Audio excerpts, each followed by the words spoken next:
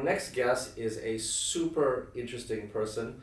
It's a friend of mine in Singapore, and she has an incredible journey from being a PhD in medicine to being a renowned fashion designer with her line in Paris and New York Fashion Week. And also, she endured and survived an incredible health issue. And it's that journey has taken her through different spiritual and emotional levels of her life. And it was a great interview for me. It got a little bit emotional. And I hope you enjoyed this interview I have with Sarah. Again, I have to tell everybody that this interview is supported by Global Mortgage Group. The website is www.gmg.asia. We're an international real estate financing brokerage, and what we do is we help people pull cash out of their home equity globally.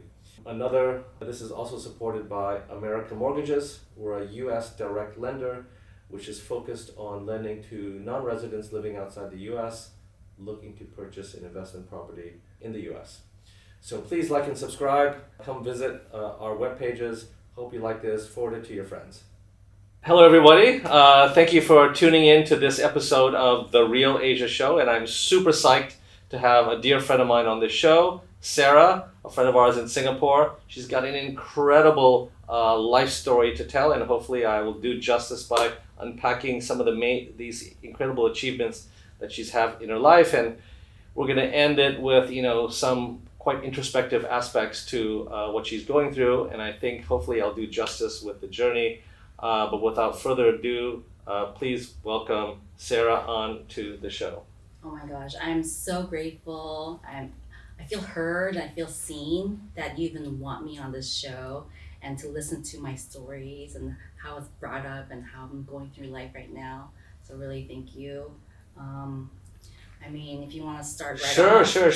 So actually, just to give a little bit of background, coincidentally, the way we connected was our kids are in the same school, and they are both, Sarah and her husband are both PhDs at the same undergraduate that I went to, and I also was an undergraduate in biochemistry, so I was going to be a doctor, so we kind of probably had the same professors and classes and stuff like that. And, but what makes, and I don't want to, steal the thunder, but Sarah is not only has a PhD in neuroscience, so brain surgery and brain doctor, became a fashion designer, and then moved to Singapore and just gone through some personal issues that we'll talk about. But this is all before the age of. I'm 46. 46. You probably accomplished. Don't taunt me. You had two basically careers, like before 40. Oh yeah. That's incredible. Before 34. Yeah. So let's go back in time. So, where are you from? Where did you grow up? And what were you like as a kid that drew you to being I get it. Study so much to be a neuro. Let's start from the beginning. Yeah. Okay. So I was born in Korea, in a Catholic monastery outside of a U.S. military base, because my dad was in the U.S. Army. I spent my time till kindergarten at my grandmother's Buddhist temple in Busan. My parents are very devout Buddhists, but they told me that I can explore whatever religion I want, so I explored a lot as a kid. Then I moved 22 times as a military brat, as an army brat, before I was 18. Okay, I had all those addresses listed somewhere. And then That's after 18 all over the world, or all 22 times all over the world. Wow. But mostly to Korea, because every time my dad got promoted, he would request to go to Korea. Okay. So I went to high school in Seoul American High School. So it was on the military base Yongsan in Seoul, and I went there in December to check it out. It's like dilapidated now. The government's trying to get the U.S. property back from Korea, or from the U.S. Anyway, growing up as a military brat, my parents were immigrants to the U.S., so they saved and saved and saved. So we weren't allowed to buy anything. We went to the mall only to go window shopping.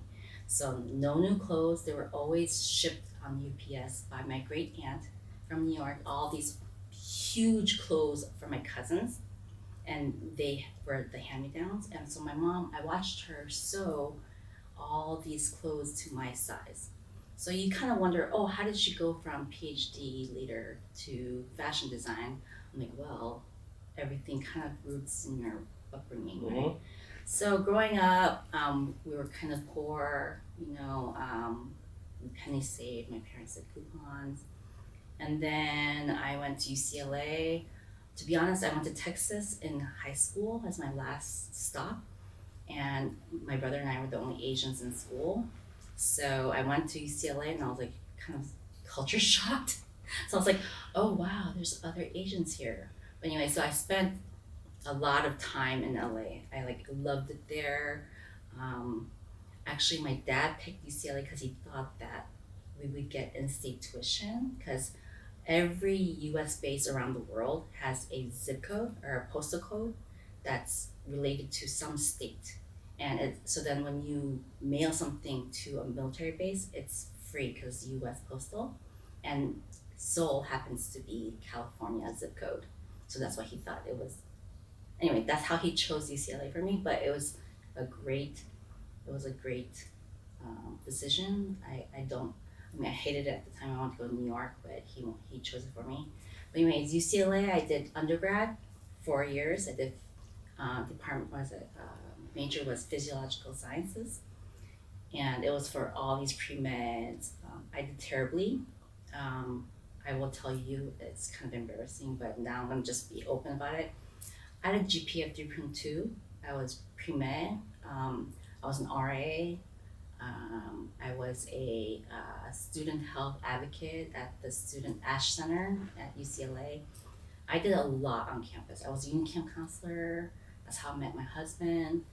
And then, but anyway, I graduated with 3.0, and I was like, oh, or 3.2. I was like, I can't apply to med school. So what am I gonna do? So then I had this mini quarter-life crisis. I wanted to go into TCM, but I felt back then I backed out because I was like, oh, not enough people understand this kind of energy stuff, the meridians. They're not gonna accept me. I'm gonna have a hard time explaining it to people and get business. So then I chickened out, and I said, oh, I'll try to do a master's in physiological sciences. So I thought it'd be easier to get in. It was very hard. So actually, my husband's dad was also a professor at UCLA. He wrote a letter for me. This is the first time I've ever told anyone actually. But without him, I wouldn't have gone into the master's program. And then there, the director, who looks like Santa Claus, this tall guy, he looks over at me and he goes, Sarah, you're gonna do well in the master's program, right? I'm like, yes, sir, And then after the master's, I went to the PhD program in neuroscience. And I did my qualifying exam, which is you have to turn in like a grant proposal, and it shows you your mind of how you think about experiments and your thought process. And everyone has to write a grant as a professor to get money from the government. So it's kind of a good test for your future if you want to become an academic. So I did my qualifying exam, I turned it in, and I hadn't heard from them, so I chased him down the hallway. And I remember him towering over me again, and this time he goes, Sarah, you're quite intimidating. I was like, okay, well, where's my exam? Where's my result? And then he kind of ran away from me. But anyway, that story was to show you my resolve. I wanted to prove myself. And in grad school, I think I finally learned how to learn, to understand. And I really, really loved my topic, which was in spinal cord injuries and paralysis. So I worked with the Christopher Reeves Foundation. As we know, the Superman, he rode his horse, he fell, and he broke his spine at the cervical level, so he was quadriplegic. So actually, in one of the human labs in my PhD lab, there's multiple umbrellas or multiple parts of the umbrella. He was part of the human experiment, and so we put him in a harness with a mirror in front of him and a little, like the harness, and then his legs, he was standing up, and he started crying because he saw himself in the mirror standing up when he hasn't stood up in years at that point from his injury. So anyway, so studying the brain, the spinal cord, I was fascinated actually by the motor neurons in the spinal cord and how we're able to walk. So that was part of my research. Then I finished very quickly. I finished my PhD in 2 years. I do everything in a very extreme way. Growing up, I became a lifeguard when I couldn't swim. That's another story. And then The crucial component to being a lifeguard is the yeah. swimming part. Oh, that story is really funny, and if anybody wants to hear that separately, but it just shows you that I don't take no for an answer, and I don't know what about me like wants to do that. Like if I want to do it, oh, with a marathon, I had terrible back pain, but because of that back pain, I wanted to run a marathon. So then what happened? I started training for a marathon, and I ended up like running 5 in 2 years. I got really obsessive. And part of that, I guess, inner drive. My parents never pushed me to do anything, but there's something within me. I can't explain it. And then after that, I went to Northwestern University as a postdoctoral fellow, and somehow I got the National Service Scholarship Award. It's very prestigious, but I was like, oh, I don't know how I got it, but thank you. So I had that for 2 years. But during that, my brother got into a motorcycle accident after he got released from the army. He went to the army after college. Anyway, he was driving along, Sunset in LA. It's very curvy, and he hit an unmarked pothole, and he lost control of his motorcycle and he swerved to the right. I'm sorry, to the left. We were driving on the right side, and an oncoming SUV, his helmeted head crashed into the windshield of that SUV, and then he bounced back off onto the right side. He was taken to UCLA, so I mean I'm familiar with UCLA Medical School, Medical Center. I was in Chicago at Northwestern. I don't check my phone very often, but I got 16 missed messages, and my dad called in tears. He couldn't speak. He said in Korean, I think you need to come home. So I took the first flight back home. 8 hours surgery. I didn't know if he's gonna live or not, but in the end he did. The next 2 years I spent in the hospital with him. Forget my fellowship in Northwestern. I was in LA at UCLA Medical Center with my brother. I spent my nights there with him. I lived there because I could have the English, the medical jargon, so I could help my parents with them. It was heavy. It was very heavy. Actually didn't feel depressed at all or sad. I just felt like a certain like sense of like purpose. Like this is my purpose at the time, and I felt actually like I felt very useful, and like I know this school, I know this center. And actually one of the professors that came in for a trial for his brain injury, he came in, he was like, Sarah, what are you doing here? He was on my PhD committee when he passed me from a PhD. And he was like, oh, is this your brother? I was like, yeah. And he's like, oh my God. So then extra great treatment, VIP, and medical system, you kind of have to pull strings. Then after that, I decided I didn't want to. Oh, okay, I skipped a part. 1 week after my PhD dissertation, when I passed, I took the MCATs because I wanted to be a mudbud, an MD PhD. As a woman, I want to be badass. So I was like, oh, well, I couldn't get this in undergrad. I want to do it after my PhD. So I took the MCAT 6 days later, and I got into New York Medical College, second tier, but pretty good in upstate New York. So I had the option of going to medical school, but then this happened with my brother, and I decided, forget it for now, And then at the end, I said, what do I do with my life? So Let me interrupt. Sorry to interrupt. Let me just what happened to your brother? Like, what was the outcome? So he had damaged both of his wrists, his fingers, crushed his ribs. He crushed one of his knees, and his head was bashed here, so they had to remove part of his skull to relieve the pressure because the brain swells. If you keep swelling onto the skull, then it'll keep bruising, contusion. So they removed that, and it took him quite a long time for the swelling to go down. So they induced a coma with him. It was crazy. I mean, talk about like everything that I learned in my medical part of my PhD. I had to use it all, and like there were some surgeons who were very it's called being cutting happy. They any opportunity a patient they want to cut them open because they want more practice. Or so I would also protect my brother from like any excessive or doesn't require surgery. So things like that. So that part was I think in retrospect traumatic, but at the time I was just in task mode. And is he? How is he now? He's great.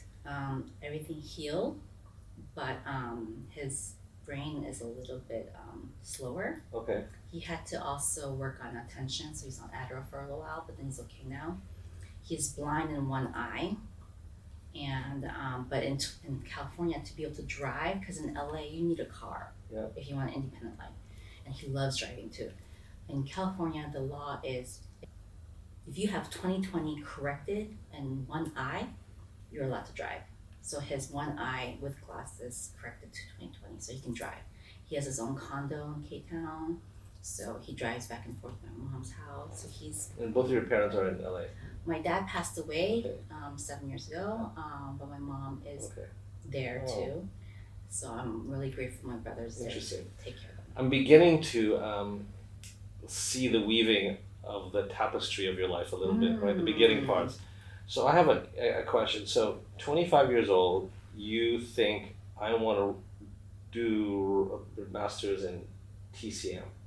So I'm just thinking to myself, I'm not going to ask you how old you are, but 25 years ago, I don't know, nobody knew what that was. Not really, but my dad was doing it, so that's what influenced me. Because after he got out of the army, he really wanted to be a doctor, and he really believed in meridians and energy. So he actually enrolled in a TCM class, a Korean one, in K-Town, and he became a TCM doctor. But you know what's the irony is that the students in the class are his age, and they are my age or younger. But when you're out in the field, in a clinic, who do you trust for TCM? The elderly, because they look wiser. Yeah. Even if that younger person has more actual experience, visually you actually trust. But you're right though, back then, 2002, like TCM wasn't a big thing in the States, and it was fairly new, and like some people who were more open would try it, but it wasn't a thing. The whole like wellness community didn't exist yet back then, and so right now we're a lot more. I grew up with this stuff. It's the different types of. More foods than actual. There's some things like about herbal foods. Totally, I grew up with this type of stuff. Soups and so there was exposure to TCM, like the basic stuff. So it's more normalized for you. I have a fun question. So were you really well dressed when you were going to med school? Because you had this background of kind of your grandmother making these fashiony things for you. No, I dressed like shit back then. Excuse me, I'm not allowed to say that. You can say it. Yeah, but honestly, I didn't actually come into my fashionista phase until after my brother's accident, where I started to then care because I wanted to look at the details, and I fell in love with clotheskin. Okay. Because I had my own money and I could buy my own stuff. Like as a kid, my clothes were always sewn for me, and I had to pretend style it together so it looks like it was cool, like my other friends, who were actually all wealthy students, classmates, and they were all white. I was the only Asian girl, so I wanted to fit in. So I had my hair a certain way. I tried to dress a certain way, but it's all part of that identity. Yeah.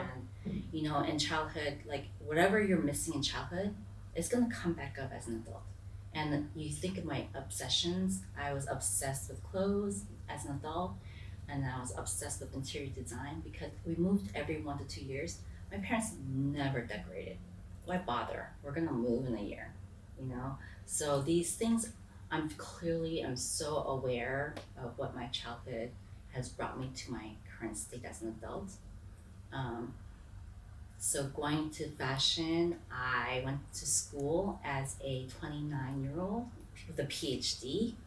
So because I have a degree, that's more than the undergrad degree. My FIDM, I went to FIDM, Fashion Institute of Design Merchandising. Yes. Oh, you know. And I got a loft right across the street. In LA? Yeah. Okay. I wanted to be closer to my brother because I just can't keep my eye on him. Otherwise, I would have gone to New York because of Parsons, you know. And so I got in. The program was only like a year. Before you start this journey, let me ask you a question. So, you help your brother. You know, you're feeling good. You have this itch of fashion. You know you can spend money, get more exposed to it, and so there was a period in your life you were going to be an academic, like you're going to be a teacher. What was? I didn't know what I was going to do with my PhD. Okay. To be honest. So I wanted to try, but it wasn't for me. So then you go through this traumatic experience, and then you're like, you quite like, you like fashion, and you like everything about it. I think it was more like a YOLO. So like, I want to change my life. Got it. So it was some sort of. It was an awakening. It's a big pivot. Oh yeah. Yeah. Oh, and especially then, it was 2010 when that happened. You know how many people, like my friends and my parents, were all like, Sarah, you're throwing your PhD away. Like, you're not a doctor. I was like, but I'm not throwing it away. I'm always gonna have it, Mom. You know, they were actually embarrassed. My mom was embarrassed. She would actually. We got married around that time, and she goes, "Don't mention at the wedding that you're not gonna do your doctorate anymore." I was, Mom, I have my PhD forever. You know. But anyway, but in her mind, I'm switching careers to become a, seamstress. By the way, I hate sewing. Out of all the fashion skills I've learned to do, I don't sew. People think, oh, you can sew. I can sew, but my favorite and my skill is fashion illustrations. And I got paid to do that for a little while too. I loved it. Totally what I thought I was supposed to do with my purpose in life. And then okay, so now you're FIDM LA. How long is the course for? It's supposed to be like 18 months. Okay. But I quit in the middle. I'm a dropout because I said if I want to be the best, I want to go to Parsons. My brother's doing okay. Dean's in Chicago. We're having a long distance marriage at this point.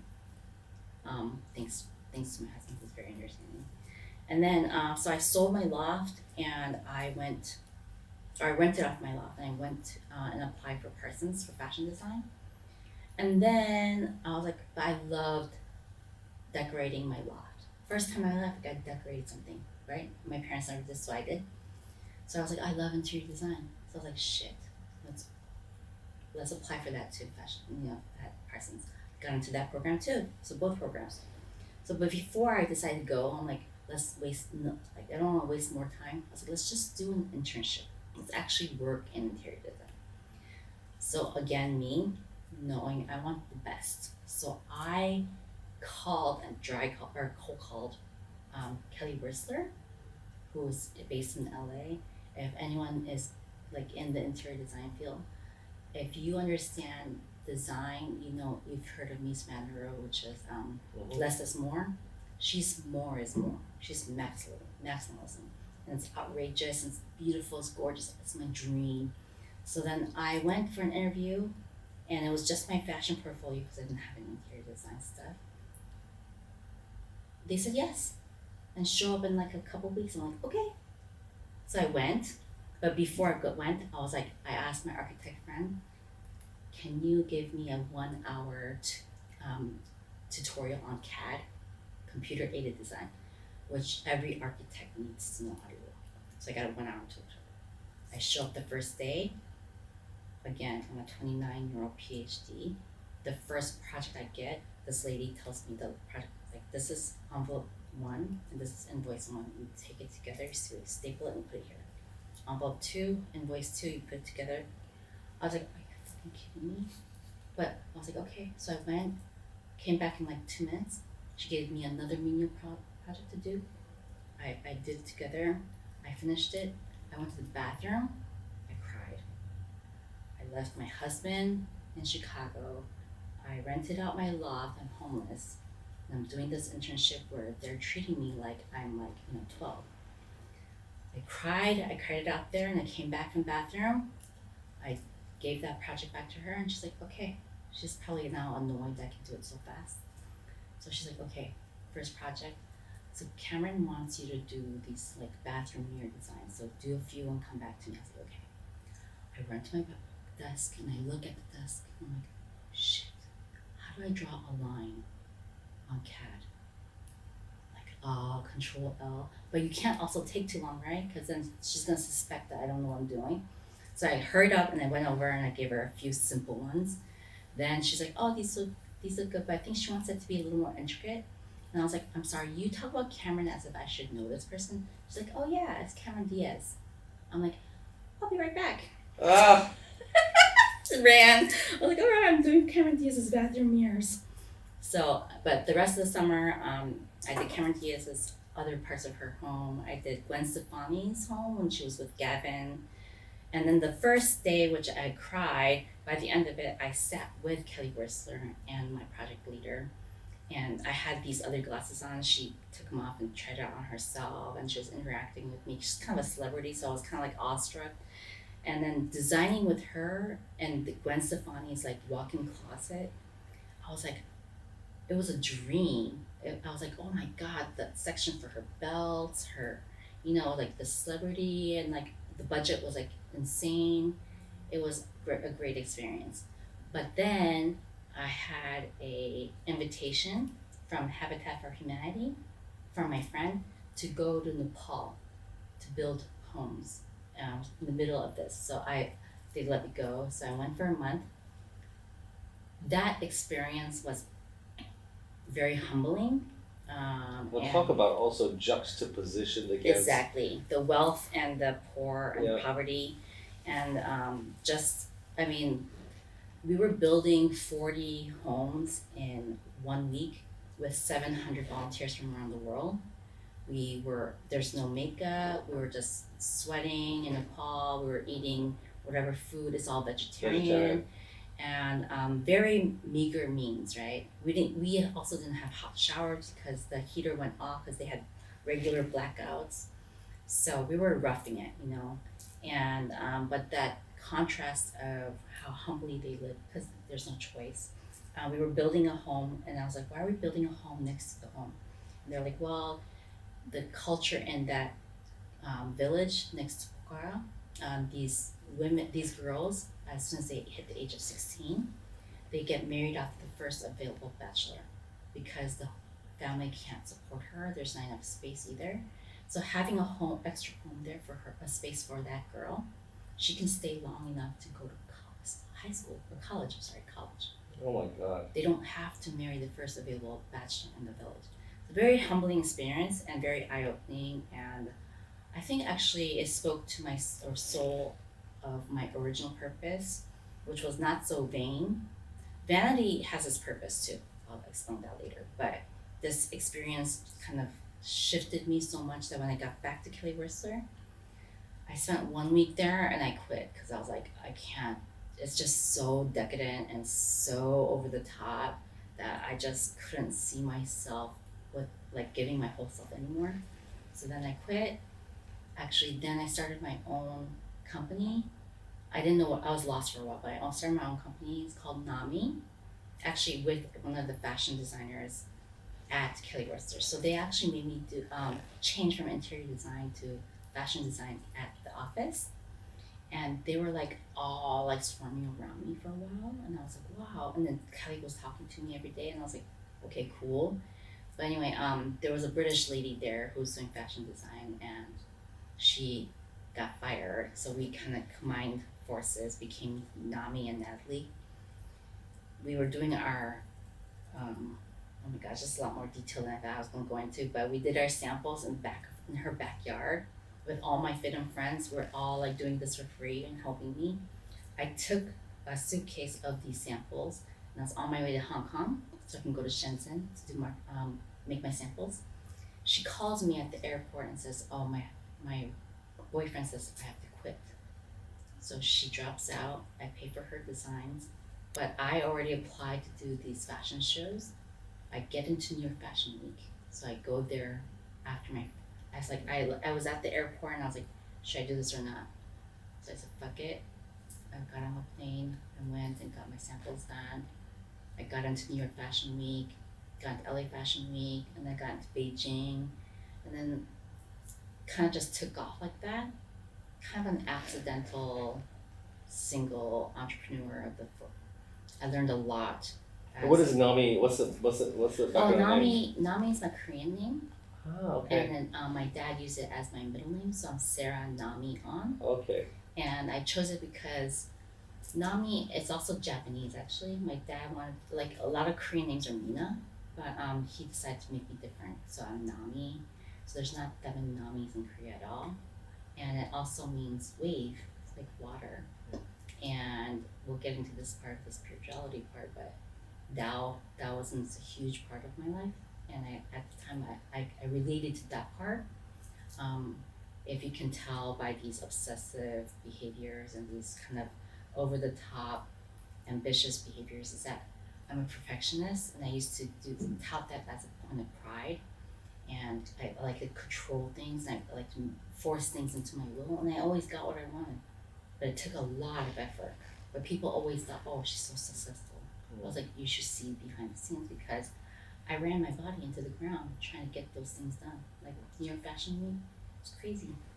Everything, like fashion behind the scenes, like not glamorous, you know. But I wanted to do the work, and I think somehow if you give me some obsession that I'm really interested, I can learn anything. And it's not to be cocky. I just learned that about myself over the years. If you tell me to do certain things, I can master it. I can Google it, research it, get a PhD in it by myself. That's pretty masterful. So let's so you LA, New York Fashion Week, you're in Beijing. What happened to that business? Because I do want to get into you coming here and dealing with your because honestly, I have a plan too for this story. It has to get to this point. Okay, fast forward. So I have Nami, my fashion is my company's working. I get pregnant with Ethan, and you know Ethan too. To be honest, I wanted to be pregnant, so it would slow me down. It would be the reason why I took it back, because running the company killed me. I was awake during the day trying to make connections with other brands, making collaborations, marketing, doing everything myself. And then at night, I'm like checking in with China to see if the manufacturing is okay. I just wasn't sleeping. It was, every entrepreneur will agree that it's your baby. You can't sleep. There's no 9 to 5. You work all the time. And so as an entrepreneur, I didn't really enjoy it. And I think being pregnant was the natural next step for us anyway. And so we moved back to LA from Chicago. Then my company was going, but I was literally holding Ethan and going like this with my phone and, scheduling fashion shows and pop stores and blah, blah, blah. So that was going on. And then I had an opportunity to work for Robert Rodriguez. He's a not too big of a designer, but he is he became a creative director of Halston for a while, which I worked for Halston. I worked for Andrea Lieberman company, ALC, and then finally I worked for another Korean company because I wanted to leave my own company for a little bit and just try what an actual company looks like, and I learned a lot about the structure. Then Dean gets an offer from Singapore's NUS as a director of a health center, and he was hesitant, but I was like, "No, let's go." I mean, I grew up abroad. It's gonna be a great experience for the kids, so we came, and then it was just after my dad passed away, And then we came here. I was starting to have headaches and nausea, and I wasn't feeling good. I thought I was pregnant again, but every time the sick was negative. And then finally one morning, I fell in the bathroom trying to poop. So when you wake up in the morning, the first thing you do is you go poop, right? And when you poop, you press down, and the pressure goes up to your head, okay? So when I got up to put my underwear back on, I started falling because my left leg gave up. I hung onto the sink, and I dangled there, and I didn't freak out. I just went to task mode. I was like, well, Dean is downstairs bringing the kids to the school bus. Then we're at the NUS housing, faculty housing. He's gonna just walk to his office and campus. So I'm alone in the house. There's no helper yet. So like, well, I need to contact someone. So where's my phone? It's by the bed. So I was like, okay, well, Sarah, you can army crawl there. I was like, well, I'm dangling. This is ridiculous. So let's go down. So I pull my thumb down. I'm vain. So I was like, if an ambulance guy comes, I don't want him to see me butt naked. So I wiggled myself into my underwear. And then what happens that morning is Dean forgets his backpack. Yeah. So I can hear him coming to the door, and my bathroom door was open. So I said, Dean! And then he came running over, and I was like, we gotta find a way to get to the hospital. He wanted to like lift me into a grab car. I was like, no, dude, get an emergency, like an ambulance, okay? We didn't know the number. It's not 911 like the States. We figured out it was 995. Okay, then we got in, went to the ER. In the ER, I was talking like this, so they're like, oh, let's just give her anti-nausea meds and send her back home. But Dean's friend, colleague, he's a gastro-oncologist. He was like, Sarah, you've had so many issues so far. Like, let's just admit you and do all the tests. I'm like, okay, let's do that. Next morning, I get wheeled down to do a brain MRI. I come back upstairs, there's 10 doctors, and Dean's not even looking at me in the corner. And I see on a computer screen this like animation of my brain, like each like slice goes doop, doop, doop, doop. And I can see, I'm like, oh my God. And as a neuroscientist, I'm nerding out, and I'm like, oh, that's fucking cool, it's my brain. And I was like, wait a second, why is it asymmetrical? So I see it like a round, it's a golf ball size. It was lodged into my left cerebellum, and that's probably what caused my left leg to be unable to stand. And so I didn't feel very good after Emily was born, my daughter, at UCLA, those 2 years prior, and I did a full body checkup. I had a brain MRI from UCLA 2 years prior, so I could compare it to this one. That one had nothing. So for a brain tumor to grow to this golf ball size in 2 years, it's very startling because brain tumors take about 15, 20 years to get to this size. It's very slow growing. And so they said emergency surgery. So next morning I got wheeled in, 3 hours, pretty easy. They didn't touch anything important. I only had major left arm and left leg deficiency. It was a little weaker once I got out of the surgery. It didn't hurt because they gave me fentanyl at the time. There's some other crazy story that happened at the hospital, but that's a different story, or a different time. But after that, then I had 33 rounds of radiation to my neck right here, and also here, all done here. And then after that, I did nothing. At the age of 39, gave myself permission to be a rich tai-tai. I did nothing. I just read books, not even good books, just trashy books. I didn't exercise. I didn't eat healthy. I just vegged out and did nothing. And then COVID hits. Can I ask, yes, before the next stage, how are you feeling at this point? To be honest, I had no pain. I was fine. I had no headaches. I was good. I just kind of chilled. I did nothing. Okay. I didn't have any fears. There was really nothing. Like, nothing. And why do you think, in retrospect, why do you think were you really just, why did you just veg out? What was the I think it was like, because I went through the brain tumor, and then I was here in Singapore, I had no job. Like, I just gave myself permission to just recover and just do nothing, and that would this part actually adds to my story, to the sequence of the journey. So then COVID hits, and then I started getting these neck and shoulder pain, and then gets and then it moves to my head, and then it moves to here, and then it goes. Now I have a headache here every day since September 2020. From the morning I wake up to the morning to the moment I fall asleep. So every conscious moment I have this pain in my head. So what happens initially is I'm like, I'm smart. I'm gonna run around Singapore trying to find a way to get rid of this pain, right? It's not me. I can figure this out. So initially Western medicine, I go to the pain clinic. They give me 2 rounds of steroids on my neck and shoulders. Doesn't help.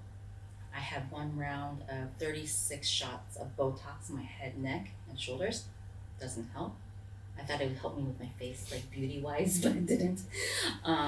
So then I moved to other modalities. Incredibly wrinkle-free. Thank you. Asians don't reason. But I then naturally went to some other modalities. So I started exploring other methods of treatment. So naturally, I started with TCM because I'm familiar with acupuncture and meridians. So I was like, oh, maybe that will help me. Didn't really help me. So then I tried everything. I tried not everything, but a lot of things. I have a list of all the things I've tried, and there's a lot actually offered in Singapore. There's bioresonance. You connect yourself to 2 middle things.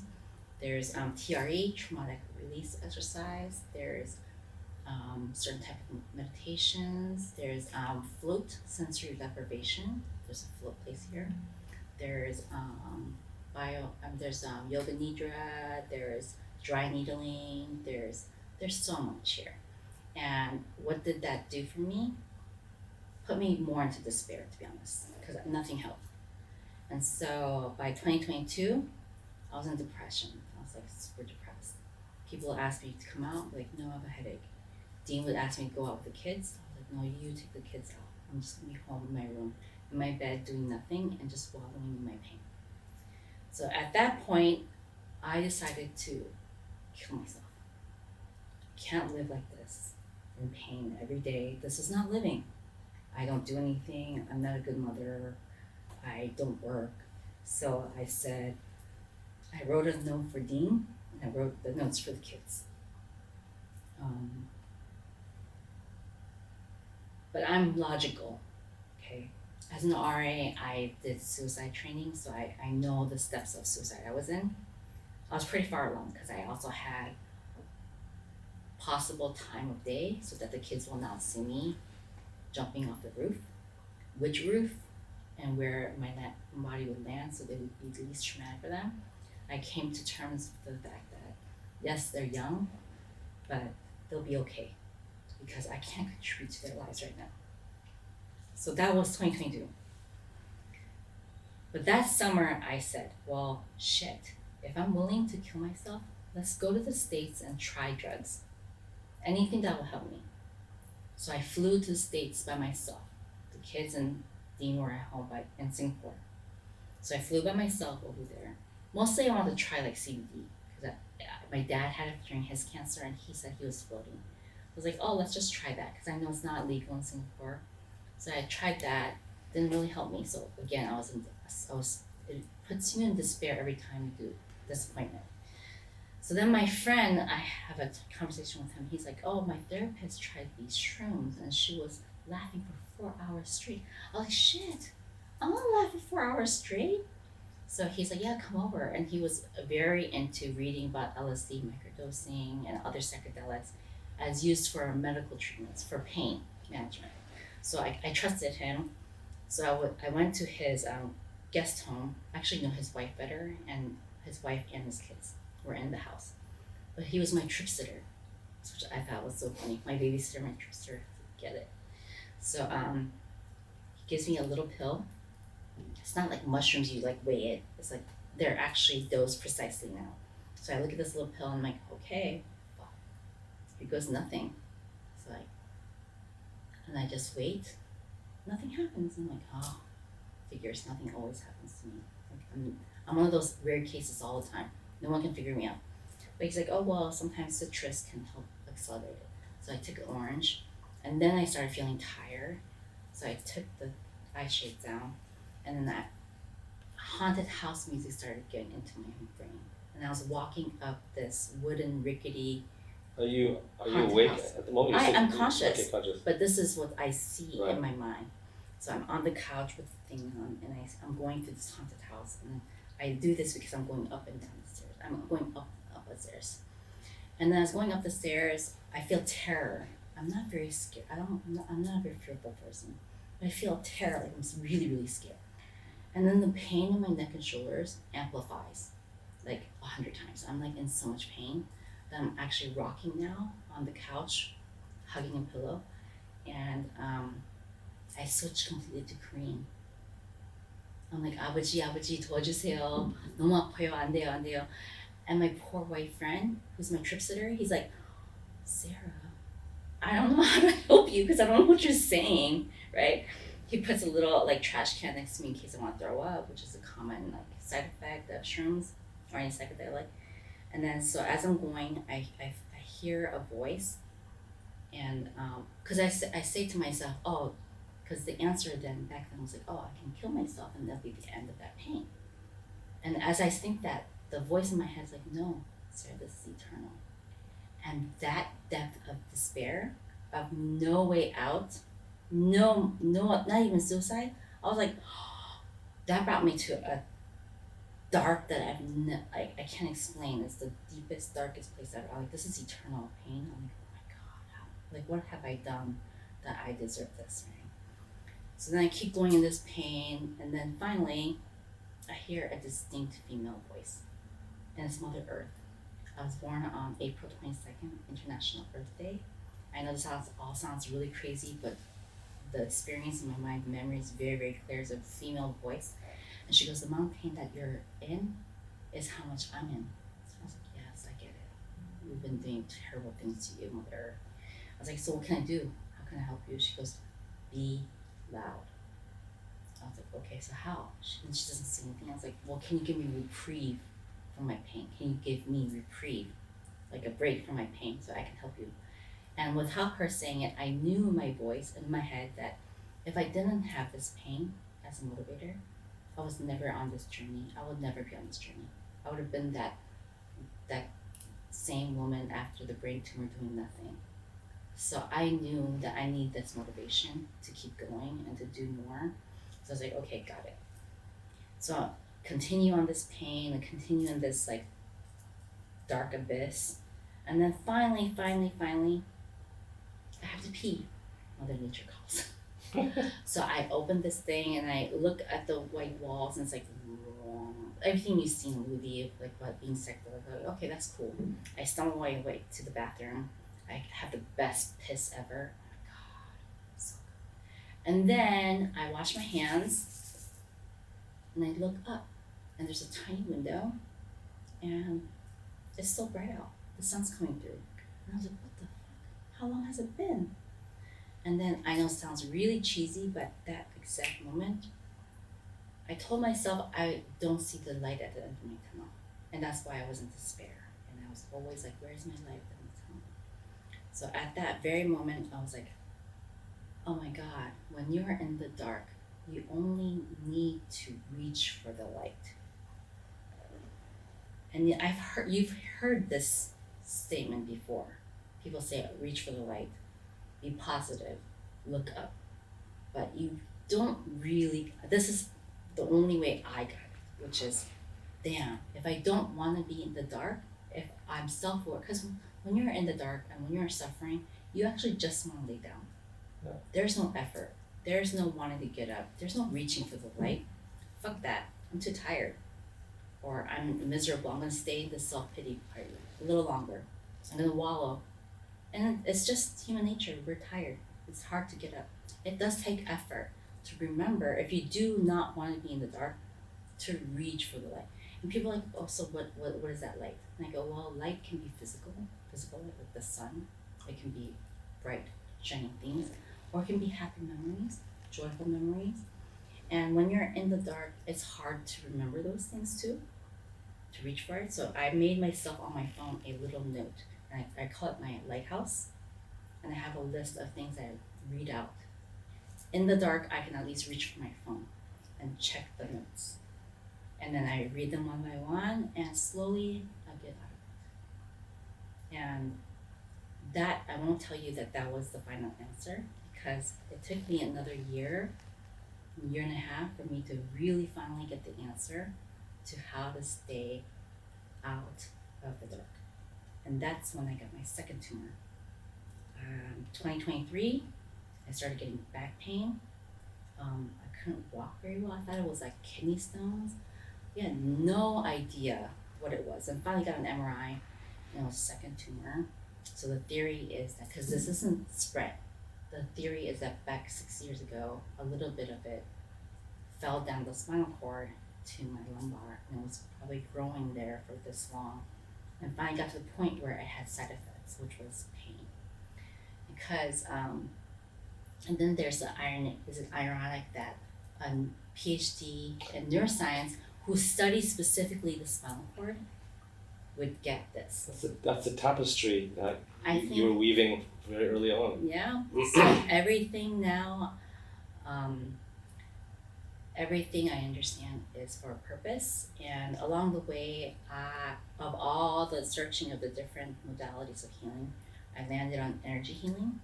So a lot of people are familiar with Reiki. In Chinese, TCM, energy is called Qi. In Korean, it's called Yi. So when I was 16 at the high school in Korea, my dad happened to take me to a Korean place that all these masters play with energy and meditate with it. I remember sitting in the room, it was very full. I felt like I was walking through water.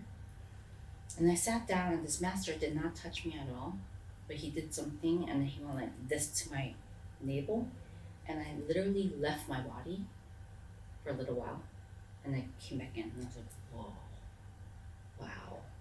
And I remember during that time, I played with energy a lot, so I'm very sensitive to energy. I can feel people's energy when they walk by. I've now started to see auras, and I'm getting ahead of myself in the story, but that's kind of the process that's been happening. As it's happened to my back, I had surgery on my spinal cord, Halloween of 2023, very recently. I love Halloween, I love dressing up, so I was very sad that on Halloween I had to go in for surgery. They thought it was gonna be very easy, in and out, because like small, and I was like, great, get the sucker out. They went in, and it became very complicated, so the 3-hour planned surgery became 8. And then when I came out, I couldn't use my right leg at all. So what happened was that the tumor was entangled in the cauda. It's at the base of our spinal cord, our whole spinal cord. All the nerves come out, and it looks like a horse's tail, cauda. And because it was entangled in it, they had to move aside this cords, and they had to cut one to get most of the tumor out. Again, after that, I had 33 more sessions of radiation to get the margins. That one's not so hard. The brain one was really hard. But this brain surgery didn't hurt, but my spine surgery, holy shit. I've been through pain in my life, but this pain was it was debilitating for me. I couldn't breathe. One day at the hospital, when I was laying there in the bed, staring at the ceiling, and I had called the nurse for more meds, but it was a Sunday, so they had to find a doctor to put it on the approval list. It was probably only just 2 hours, but it felt like forever for me. But I made a pact with myself. I was staring at the ceiling in pain. I said, if I can get over this pain, I will never be bothered by anything again. I made a pact at that moment. And then the next day, they gave me this amazing combination of pain meds, and I was high. It was great, but that lesson I took with me from then on. There was another thing that I learned was energy. Thoughts are energy, right? That part blew me away, because as a scientist, I'm very skeptical. I don't see anything tangible in my 5 senses. I don't get it. So I was like, what do you mean thoughts? Thoughts can be energy? Like I'm sending energy with my thoughts? So why is that important? So this guy, Dr. Joe Dispenza, writes a book, and in his book there's a chart. And as a scientist, I love these charts. There's emotions on one side, and there's frequencies on the other. They measured the emotions and what frequency they vibrate at. So vibration is energy, right? So whatever emotions you're feeling. So at the bottom you have like rage, revenge, guilt, whatever, those things. And it's chaotic. It's like, it's not very smooth. It's like boom, boom. At the top, you have gratitude, joy, bliss at the very, very top. And how often do we get bliss? Maybe an orgasm. I tell people that shyly because people are a little squeamish when like orgasms give you bliss. Maybe a really good chocolate cake that you love. But why is that important? Because the vibrations there are higher, they're smoother. And why is that important scientifically? Because cells are trillions of cells in our bodies that can be influenced by our thoughts, which is energy that we're putting into our body, function better at the higher vibration. So why not choose those higher emotions? So when people used to tell me like, stay positive or think of something that you're grateful for me as a scientist now, I have a further belief of why, the practical belief of why I should do that, and why love is actually a very high vibrations and good for your body. It's because scientifically, from my point of view as a neuroscientist, you function better. Honestly, like it's that easy. And you know, I tell people, I gave a Pecha Kucha talk last year, and my message was that happy is a choice. You may think you're a slave to your emotions. I feel down, I had a shitty day, or someone spat on me, or someone, robbed me, or someone scammed me, or that's a narrative in your mind. You don't have to go down there to the dark place. So you ask the question in the end, how do I get out of bed after all this experience? Well, I've been through hell. I mean, I will legitimately say I've been to hell. Sorry, we're going the timer. No, we're good. We have 1 minute. Shaz. Yeah. Can we go a little over? Technically, it's close. I mean, we close at 6, so we can't really extend that. Okay. 6:01. That's fine. Okay. We got. I'll just finish the story and we're done. Yeah. Okay. And so for me, happy is a choice. That's why now people tell me my aura looks super bright, or they think that I just look brighter and I'm happier and I dress better. I don't dress in black anymore. It's because I am trying, if I don't want to be in the dark, which I don't. And by the way, if I haven't died yet, I told myself I'm gonna live, then I gotta make the most of it. Yeah. So now I choose these higher vibrations because scientifically it makes sense for me. No, Why go against myself? I'm with you. Yeah. So that's kind of my lesson.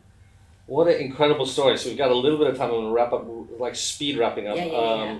Thank you for sharing. It was a little emotional for me in the middle of that. Appreciate your honesty. Thanks for listening. And that was incredible. And I liked how you kind of came to all these self-realizations. You had the strength to do that. Oh. But for everybody out there who listened, this was an incredible conversation and of perseverance, grit, gratitude, and self-awareness. So Thank you. I feel really seen and heard. Thank you for giving me a voice. thanks. Thank Thank you you so much. Till the next episode. Bye-bye.